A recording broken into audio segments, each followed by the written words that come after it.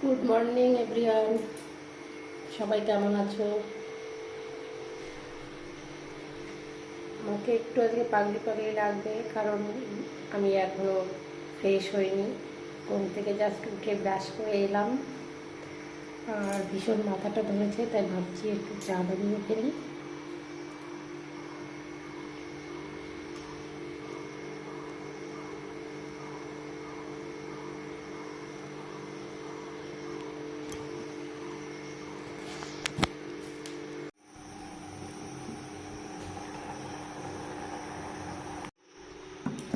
আদা আর কালি মির্চ মানে গোলমরিচ কুটে নিয়েছি, থেতো করে নিয়েছি। এখন চায়ের মধ্যে দেবো।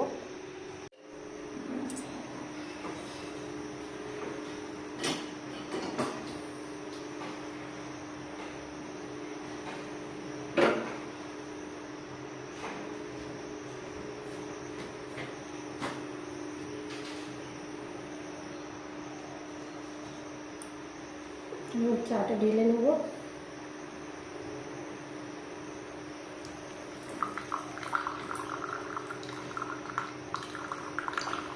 চাটা একটু ঘন হয়ে গেছে, সেই জন্য করতে চাইছে না। আপনাকে একটু ইয়ে করলেই হয়ে যাবে।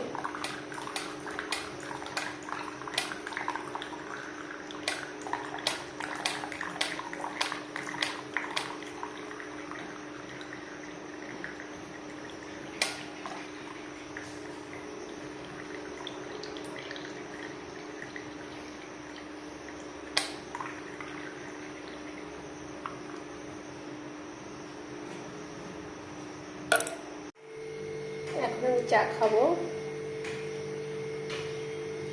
চা খেয়ে নিই। নইলে আমার পুচকুটা উঠে গেলে বলবে মা চা দাও চা দাও। ওর শরীরের জন্য তো এই গরমে চা মোটেও ভালো নয়। শীতকালে তবে ওকে মাঝে মধ্যে দেওয়া হয়, খুব ঠান্ডা পড়লে। জয়দীপ বই পড়ছে, কারেন্ট নেই, তাই ঘরের ভিতরে বসতে পারলো না। বলেছি গেটের কাছে বাইরের দিকে বস, এখানে একটু হাওয়া আসছে। যাই হোক, আমি গিয়েছিলাম মাছ আনতে, মাছ নিয়ে চলে এসেছি। এখন যাই হোক, ভাতে ভাত করে খেয়ে নেবো, তারপরে দুপুরবেলায় রান্না বান্না হবে। আপনিও আসুন, আসুন দেখুন, পছন্দ করুন, দেখুন।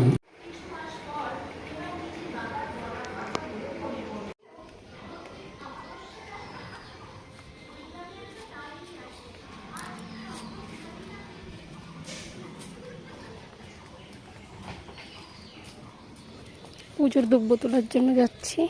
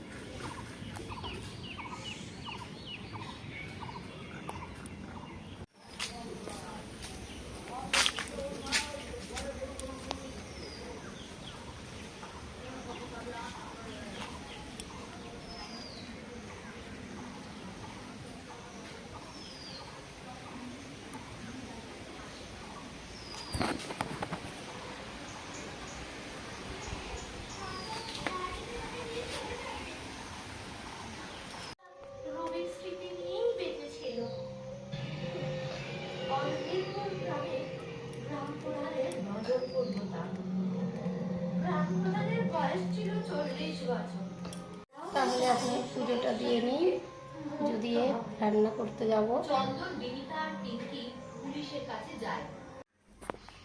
মাছটাকে এত বললাম যে আঁশটেগুলো ভালো করে ছাড়িয়ে দিই।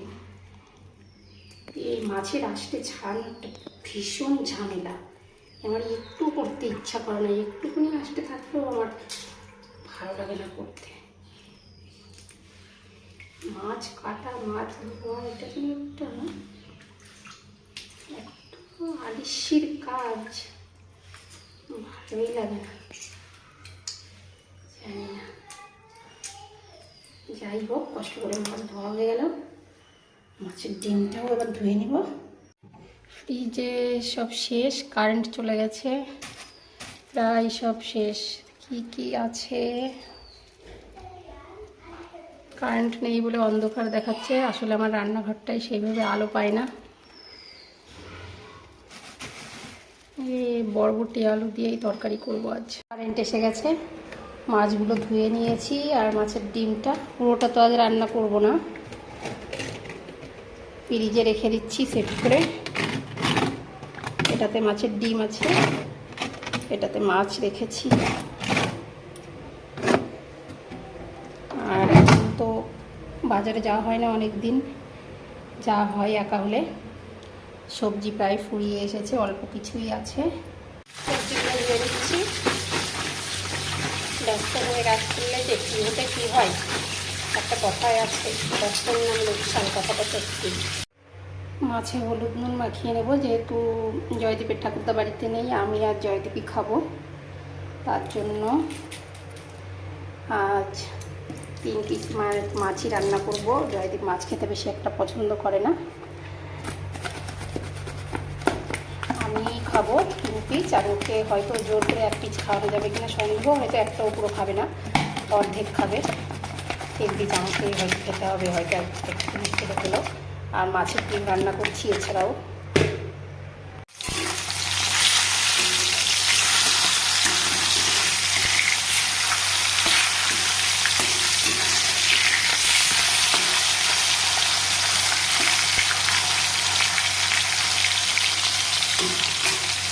মাছ ভাজা হয়ে গেছে, উঠিয়ে নেব।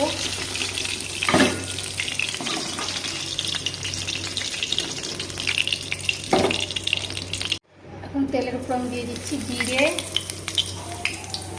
আর তেজপাতা।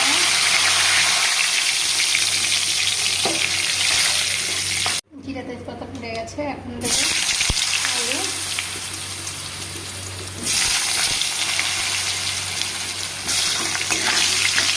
আলুটাকে দিয়ে জল দিয়ে দেবো,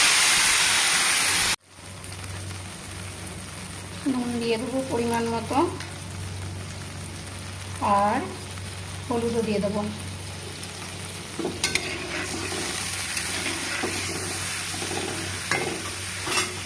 এখন জলটাকে ফুটতে দেবো, যখন ফুটে যাবে ঝোলটা তখন আমি বরবটিগুলো দিয়ে দেবো।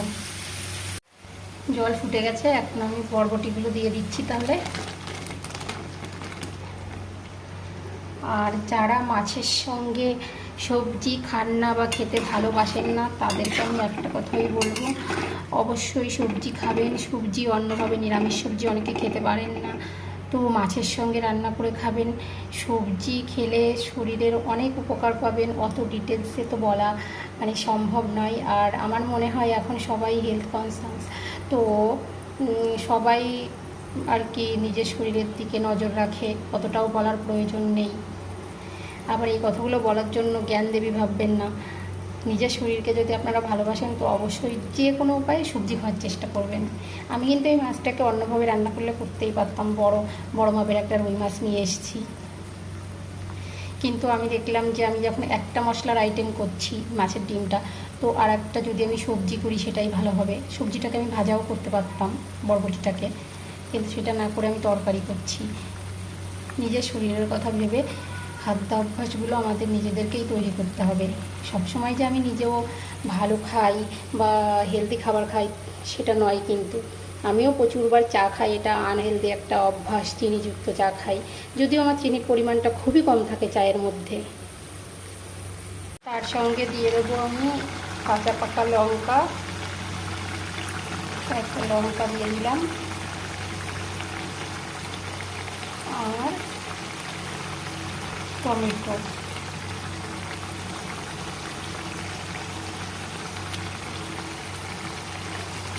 নাড়াচাড়া করে ঢাকা দিয়ে দেবো, হয়ে গেলে নামিয়ে নেব। তরকারিটার কালারটা দেখুন, জাস্ট কোনো মশলা দিইনি কিন্তু, কাঁচা পাকা কাঁচা লঙ্কা দিয়ে, কাঁচা পাকা চেরা কাঁচা লঙ্কা দিয়ে, আর মাছ দিয়ে, বরবটি আলু আর টমেটো দিয়ে, জিরে তেজপাতা ফোড়ন দিয়ে রান্না করেছি। একটু দেখে নিন, জাস্ট ঢেলে রাখলাম।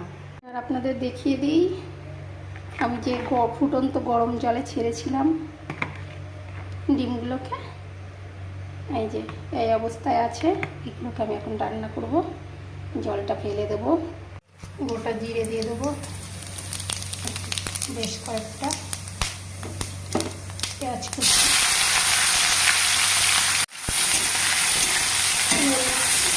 তেলের উপরে পেঁয়াজ দিয়েছি তো প্রচুর ভাত বেরোচ্ছে, চোখ জ্বালা করছে। নুন দিয়ে দেবো পেঁয়াজটাকে নরম করার জন্য তাড়াতাড়ি করে। পেঁয়াজের ব্রাউন কালার চলে এসছে, এখন দিয়ে দেবো আমি আদা কুচি আর সাথে টমেটো, কাঁচা লঙ্কা।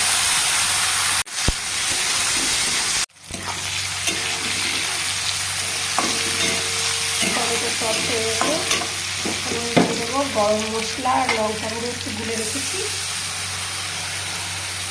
সেটা।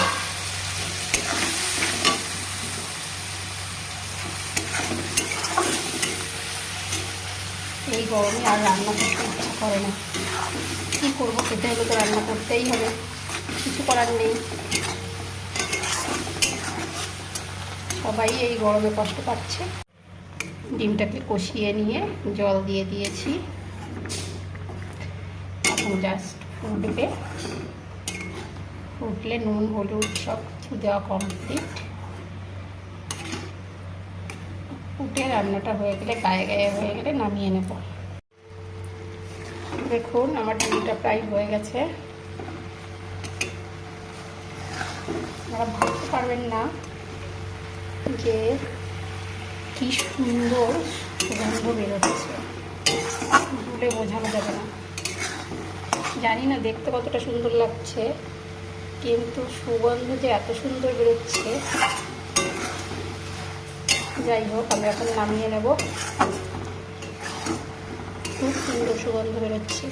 এতে আমি মশলাগুলো পেস্ট করে দিইনি বলে হয়তো এরকম লাগছে, কিন্তু এইভাবে গোটা মশলা দিয়েও রান্না করে খেয়ে দেখবেন, সত্যি খুব ভালো লাগে। এখানে আমি সবই অ্যাড করেছি, পেঁয়াজ রসুন, কিন্তু সেগুলো গোটা। পেঁয়াজটাকে কুচিয়ে দিয়েছি, রসুনটা থেতো করে দিয়েছি, আর আদা জুলিয়ান করে কুচি করে দিয়েছি। গোটা গরম মশলা দেবেন তেলের উপরে থাকলে, আমার ছিল না তাই আমি দিইনি। তেজপাতা জিরে আর শুকনো লঙ্কা ফোড়ন দিয়েছি, আর শুকনো লঙ্কার গুঁড়ো গরম মশলা গুঁড়ো গুলে মশলাটা একসঙ্গে দিয়ে যেগুলো থেতো করা মশলা ছিল গোটা মশলা তার সঙ্গে কষিয়ে নিয়ে ডিমটা আগে সিদ্ধ করে নিয়ে দিয়ে রান্না করেছি। হয়ে গেছে। এইভাবে রান্না করলে ডিমটা আপনার শক্ত হবে না, আর বাড়িতে কোনো বয়স্ক লোক থাকলে তারাও খেতে পারবে, আর ভীষণই সফট হয়। আর ভাজা করে রান্না করলে ডিমটা এতটা শক্ত হয়ে যায় যে বাড়িতে কোনো বয়স্ক লোক থাকলে খেতে পারে না, বা আমাদের বাচ্চারাও অনেক সময় পছন্দ করে না। তাই আমি এইভাবে রান্না করি। ব্যাস, আজকে দুপুরের রান্না কমপ্লিট। এখন লাঞ্চটা সেরে নিই। Bye bye. অনেক কষ্ট করে গরমে রান্না করে ফেলেছি, চলুন এবার দুপুরে খাওয়া দাওয়াটা করে নিই। খাওয়া দাওয়ার পরে একটু রেস্ট করব। ভাত ঘুম না দিলে দুপুরে তো বাঙালির হয়ই না, তবে আমার কপালে ঘুম জোটে না। বাবু তোমাকে দিয়েছি, ঠিক আছে নাও নাও, কারণ আমার এই পুচকেটার জন্য হয় না, ওর পিছনেই আমার টাইম চলে যায়।